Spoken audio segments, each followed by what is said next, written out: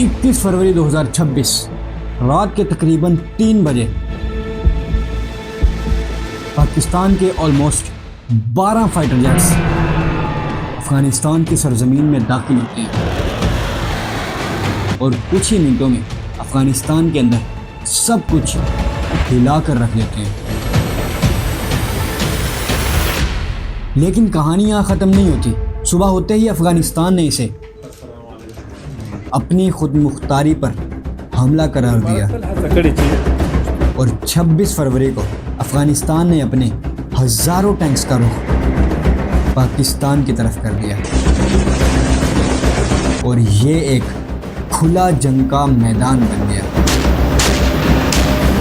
But wait, यहाँ सोचने की बात यह है कि दो मुस्लिम कंट्रीज़ मिलकर दुश्मन से लड़ने की बजाय खुद आपस में ही क्यों लड़ रही है। Now go back. आज से तकरीबन 150 साल पहले जब इस सारे खित्ते पर ब्रिटिश एम्पायर की हुकूमत थी, इस वक्त किसी की भी इतनी ज़रूरत नहीं होती थी कि वो ब्रिटिश एम्पायर पर हमला कर सके। लेकिन इस वक्त ब्रिटिश एम्पायर के बिल्कुल करीब एक ऐसा मुल्क भी था जो बार बार अंग्रेज़ों पर हमला करता था। इवन के ये मुल्क बाहर से आने वाले दुश्मन जो इंडिया पर हमले के लिए आते थे उनको रास्ता भी देता था। ये मुल्क था अफगानिस्तान।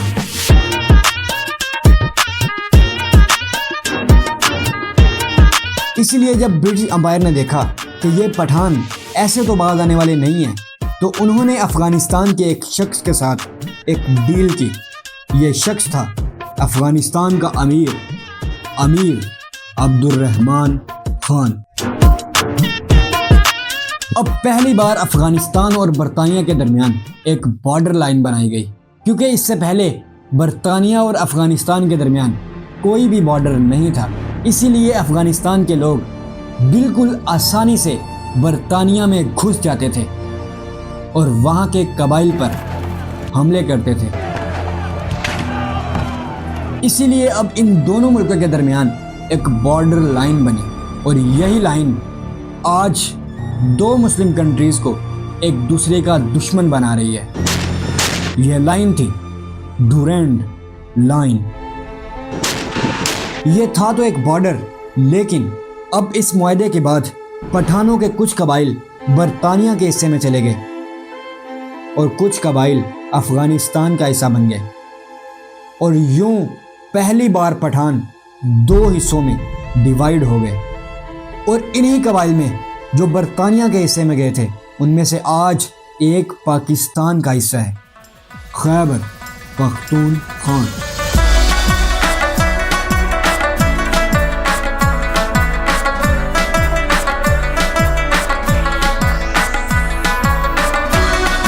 अब कुछ अर्सा तक सब कुछ नॉर्मल चलता रहा, लेकिन कुछ अरसे बाद हालात बदल गए।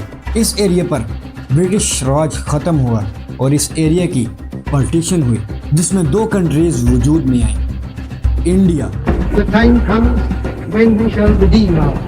पाकिस्तान। आप आज़ाद हैं। लेकिन इस टाइम दुनिया में एक वाहिद मुल्क ऐसा भी था जो पाकिस्तान को तस्लीम करने के लिए राज़ी नहीं था। ये मुल्क था अगेन अफगानिस्तान। जब मोहम्मद अली जिन्ना ने यूएन में पाकिस्तान की मेंबरशिप की दरख्वास्त दी तो अफगानिस्तान भी उनमें शामिल था जिन्होंने पाकिस्तान के अगेंस्ट वोट दिया था। पार्टीशन के बाद जब ये क्लियर हो गया कि अब इस खित्ते से बरतानिया जा रहा है, तो अफगानिस्तान ने उनसे ये मुतालबा किया कि डुरैंड लाइन की दूसरी तरफ वाले पठान कबाइल को या तो अफगानिस्तान का हिस्सा बनाया जाए या फिर उनकी भी एक अलग रियासत बनाई जाए। अफ़गान हुकूमत का ये कहना था कि हमारा ये मुआहदा बरतानिया के साथ हुआ था और अब बरतानिया गया तो ये मुआहदा भी ख़त्म। लेकिन पार्टीशन के टाइम ये सारा एरिया पाकिस्तान के हिस्से में आ गया। और वैसे भी इंटरनेशनल लॉ के मुताबिक जब भी कोई नई रियासत बनती है या फिर कोई पुरानी सल्तनत ख़त्म होती है तो वही पुराने बॉर्डर्स नई रियासत को ट्रांसफ़र हो जाते हैं। सेम इसी लॉ के मुताबिक जो सरहद पहले बरतानिया और अफ़गानिस्तान के दरमियान थी अब वो पाकिस्तान का हिस्सा बन गई। लेकिन अफगान हुकूमत इसे नहीं मानती थी। अब पाकिस्तान बनने के कुछ ही अरसे बाद अफगानिस्तान पाकिस्तान पर छोटे छोटे हमले करने लगा और इस तरह दोनों मुल्कों के दरमियान मामलात खराब होने लगे। इवन के एक वक्त ऐसा भी आया कि दोनों मुल्कों के दरमियान तिजारत को भी मुकम्मल बंद कर दिया गया। अब तक अफगानिस्तान के अंदर टोटली एक बादशाही निज़ाम था, लेकिन अब अफगानिस्तान के अंदर एक कम्युनिस्ट पार्टी सामने आई जिसने अफगानिस्तान के सरदार दाऊद खान को उनके खानदान समेत कत्ल कर दिया और अफगानिस्तान में कम्युनिज्म निज़ाम कायम किया। कम्युनिज्म एक ऐसा इकोनॉमिक सिस्टम है जिसमें हर चीज़ गवर्नमेंट के अंडर होती है। कोई भी चीज़ प्राइवेट यानी किसी की भी मलकियत नहीं होती। हर चीज़ में इक्वालिटी होती है, ना कोई अमीर और ना ही कोई गरीब। इवन के इस निज़ाम में मज़हब को भी एक नशा समझा जाता है। मसाजिद, चर्चिस या फिर कोई भी मज़हब और दीनी मदारिस पर या तो मुकम्मल पाबंदी होती है या फिर इनको हुकूमत खुद अपनी मर्ज़ी से कंट्रोल करती है। जब ये निज़ाम अफ़गानिस्तान के अंदर दाखिल हुआ तो मज़हब की वजह से बहुत सारे मुस्लिम कबाइल ने बगावत शुरू कर दी और यूं अफ़गानिस्तान के अंदर एक सिविल वॉर स्टार्ट हुई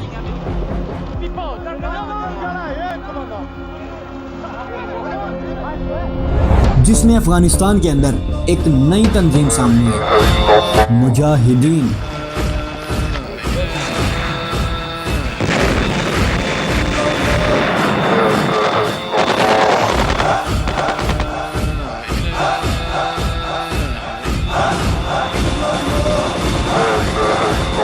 जिसमें अफ़गानिस्तान की अपनी आर्मी भी शामिल थी, जिससे कम्युनिज्म निज़ाम खतरे में पड़ गया। लेकिन फिर एक दिन अचानक रशिया ने अफ़गानिस्तान पर हमला कर दिया।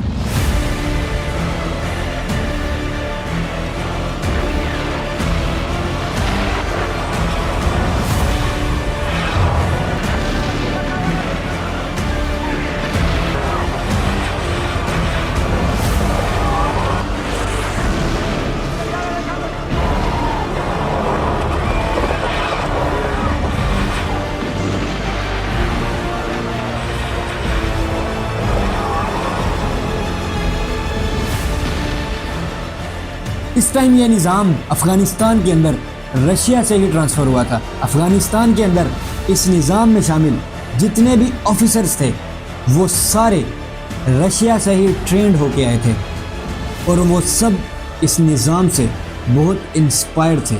इस टाइम रशिया इस सारे खित्ते पर हुकूमत कर रहा था और अब अफ़गानिस्तान के अंदर भी इन्हीं का कंट्रोल था।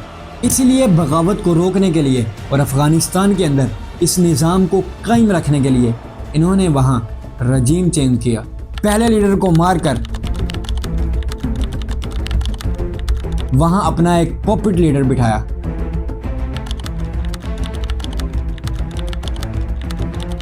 लेकिन फिर पठान तो आपको पता ही है।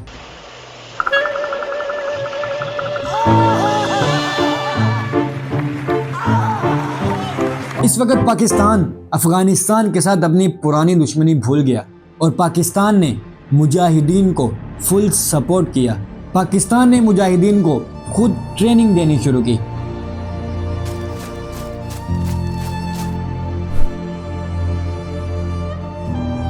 इवन के लाखों अफ़गानियों को, रिपोर्ट्स के मुताबिक 30 से 40 लाख अफ़गानियों को पाकिस्तान के अंदर पनाह दी।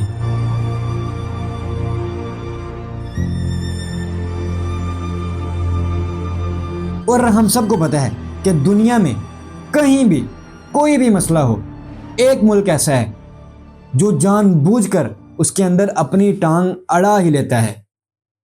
Of course, America. America's not the world's policeman. We cannot be the policeman of the world. I will end that war in one day. It'll take 24 hours. इस टाइम रशिया और अमेरिका के दरमियान कोल्ड वॉर चल रही थी। Cold war यानी ठंडी जंग। इस टाइम रशिया और अमेरिका दोनों के पास एटम बॉम्ब थे, इसीलिए इन्हें पता था कि अगर हमने एक दूसरे पर डायरेक्ट हमला किया तो दुनिया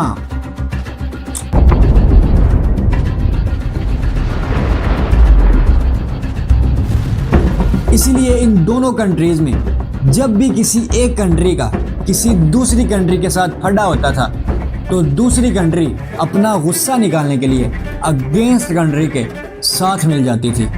तू समझा? हाँ।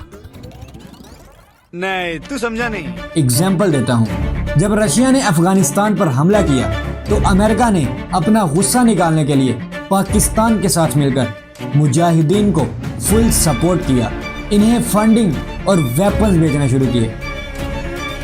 इसके बाद मुजाहिदीन ने पाकिस्तान और अमेरिका की सपोर्ट के साथ रशिया को अफगानिस्तान से भगा दिया।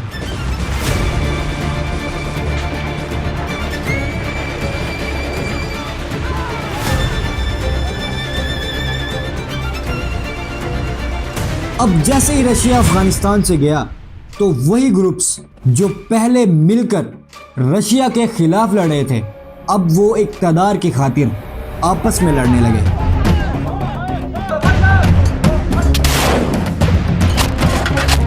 इन्होंने अफगानिस्तान की एक सिटी काबुल के अंदर एक जबरदस्त बमबारी की।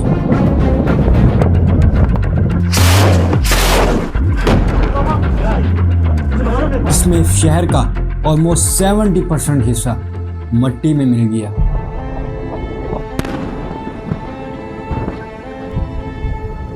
इन सब हालात को देखकर जितने भी अफगानी पाकिस्तान में रह रहे थे उन्होंने सोचा कि वहां जाकर भी तो मरना ही है, इससे बेहतर है कि पाकिस्तान में ही रहो। लेकिन यहाँ एक और मसला है, पाकिस्तान को अफगानियों की मदद बहुत महंगी पड़ी क्योंकि इसके बाद पाकिस्तान की आवाम में एक नया हथियार मुतारिफ हुआ, कलाशनिकोव।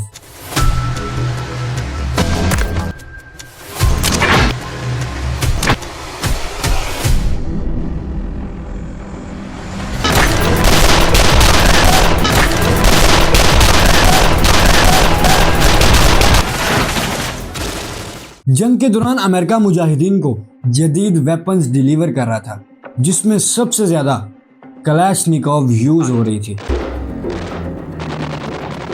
अब जब ये वेपन्स मुजाहिदीन तक पहुंचाए जाते थे तो कुछ वेपन्स रास्ते में लीक कर दिए जाते थे और इस तरह पाकिस्तान के अंदर इल्लीगल वेपन्स आम हो गए। इसके अलावा पाकिस्तान के अंदर हेरोइन की स्मगलिंग भी आम हो गई और सबसे हैरत की बात यह है कि आज भी दुनिया में सबसे ज़्यादा बल्कि 90% हेरोइन और अफीम अफगानिस्तान में होती है और यहीं से पूरी दुनिया में डिलीवर होती है। वैसे तो 2021 में अफगानिस्तान के अंदर इस पर मुकम्मल पाबंदी लगा दी गई थी, लेकिन वहाँ इतना स्टॉक पड़ा है कि अभी तक इसको पूरी दुनिया में स्मगल किया जा रहा है। अब जब मुजाहिदीन अपनी इक़्तिदार की जंग में मसरूफ़ थे तभी अफगानिस्तान की एक बहुत बड़ी सिटी कंधार के एक छोटे से गांव संगे हिसार के एक इमाम मस्जिद ने एक नई तंजीम बनाई, तालिबान।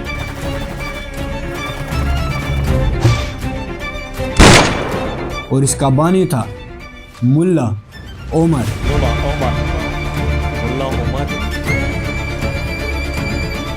इससे पहले मुल्ला उमर एक गुमनाम जिंदगी जी रहा था, एक मस्जिद इमाम और एक मदरसे के उस्ताद। लेकिन इस वक्त संगे हिसार गांव के बिल्कुल करीब एक गांव में मुजाहिदीन के एक पुराने सिपाही ने उस गांव का जीना हराम किया हुआ था। उसने एक दिन वहां की 2 लड़कियों को अगवा किया और उनका रेप किया। जब यह खबर मुल्ला उमर तक पहुंची तो मुल्ला उमर ने अपने 30 से 40 स्टूडेंट्स को जमा किया और उस सिपाही के ठिकाने पर हमला कर दिया और उन मजलूम लड़कियों को बचा लिया। अब जब अफगानिस्तान के अंदर हर तरफ जुल्म था, हर शख्स इक़्तिदार की खातिर लड़ रहा था, तब वहां के मजलूम लोगों को एक नई उम्मीद मिली। इस वाक़े के बाद मुल्ला उमर पूरे कंधार में मशहूर हो गए। लोग इनके पास फरियादें लेकर आने लगे कि हमें इन जालिमों से बचा लें। अब हर मजलूम शख्स की नज़र मुल्ला उमर पर थी इन सब हालात को देखकर मुल्ला उमर ने अपने स्टूडेंट्स के साथ मिलकर एक नई तंजीम बनाई, तालिबान।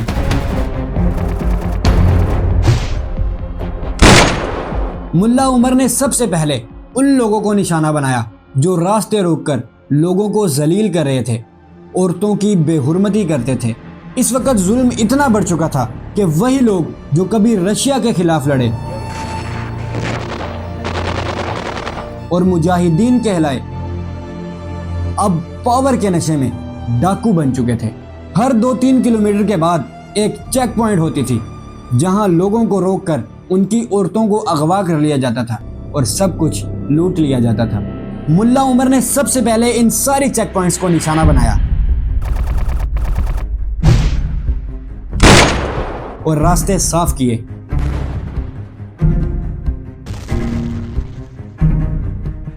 आहिस्ता आहिस्ता मुल्ला उमर ने अपने गांव से निकलकर पूरी कंधार सिटी पर कब्जा कर लिया।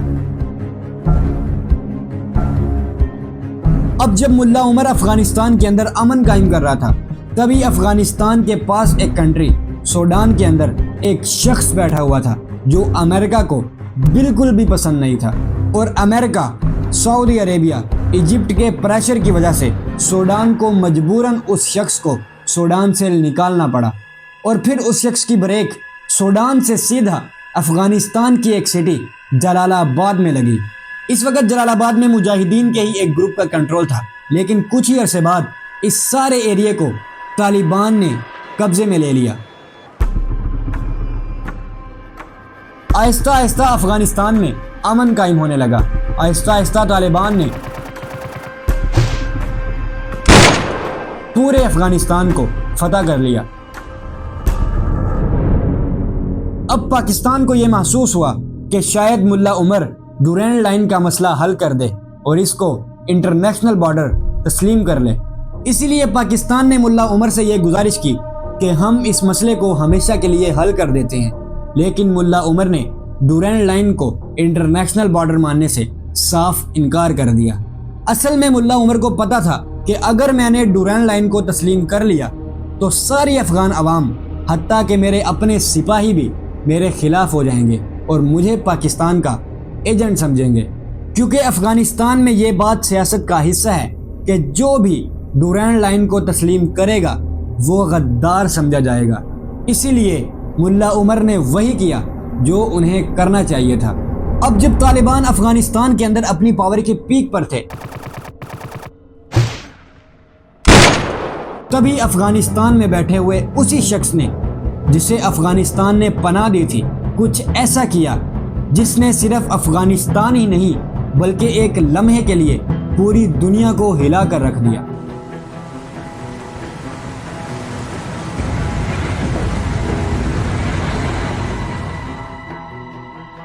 नाइन 11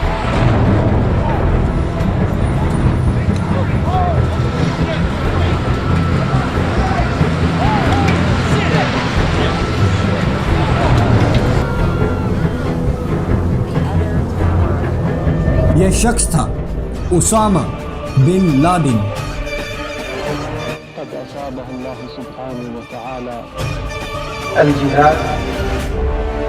9/11 के हमलों के बाद September the 11th, अमेरिका ने मुल्ला उमर से उसामा बिन लादेन को मांगा, they will hand over the terrorists, or they will share in their fate.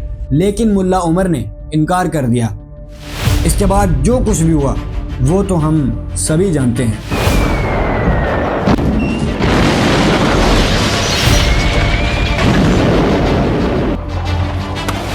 अब अमेरिका ने अफगानिस्तान पर हमला कर दिया।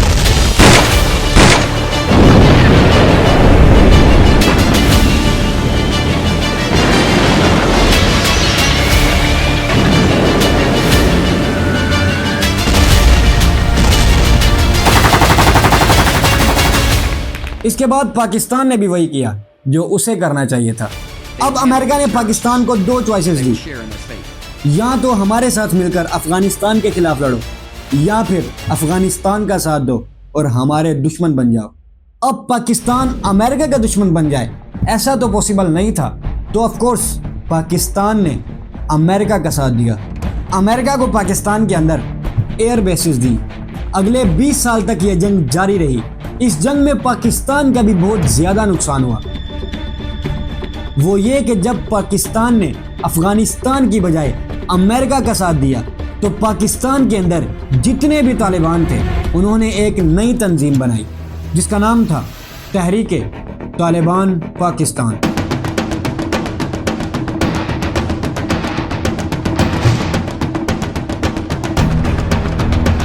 अब टीटीपी ने पाकिस्तान के अंदर सुसाइड बॉम्बिंग शुरू कर दी।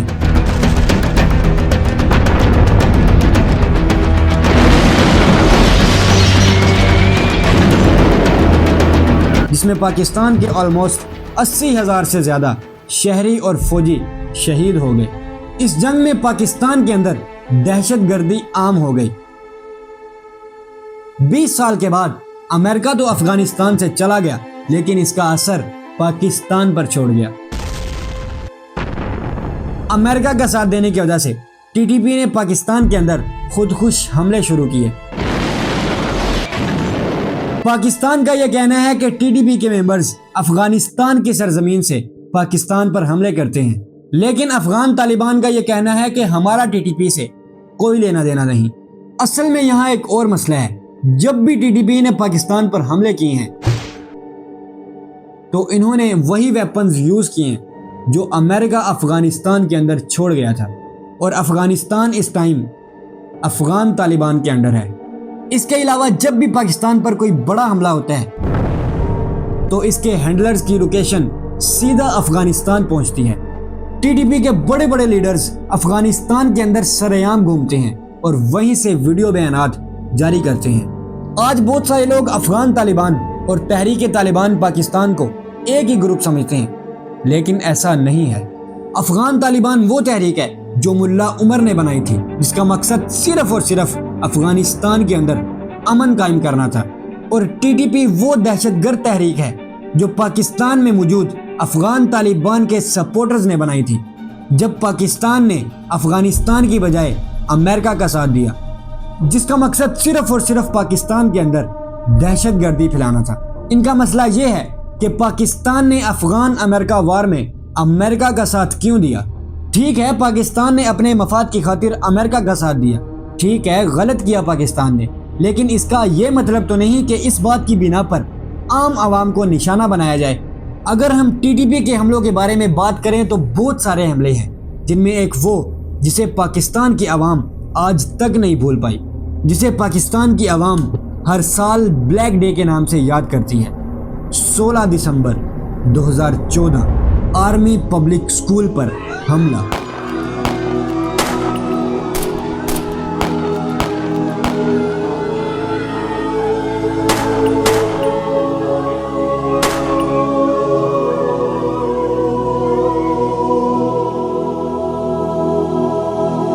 ये हमला इसी टीटीपी ने किया था। सिर्फ ये ही नहीं, इसके अलावा भी इन्होंने बहुत ज्यादा हमले किए, और ये सारे हमले अफगानिस्तान की सरजमीन से होते हैं। पाकिस्तान का यह कहना है कि अफगानिस्तान इन टीटीपी के मेंबर्स को हमारे हवाले कर दे, लेकिन अफगानिस्तान ऐसा करने से इनकार कर देता है।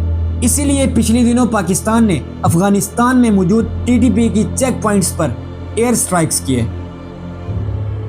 और दूसरी सबसे बड़ी वजह डूरैंड लाइन है, जिसकी वजह से अक्सर पाक अफगान बॉर्डर पर फायरिंग होती रहती है।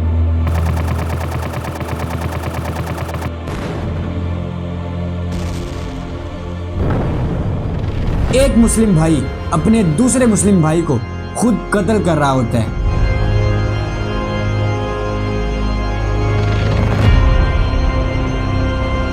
जमीन छोटा सा टुकड़ा जिसे अफगानिस्तान मानता नहीं है और पाकिस्तान कहता है कि मैं मनवा कर रहूंगा।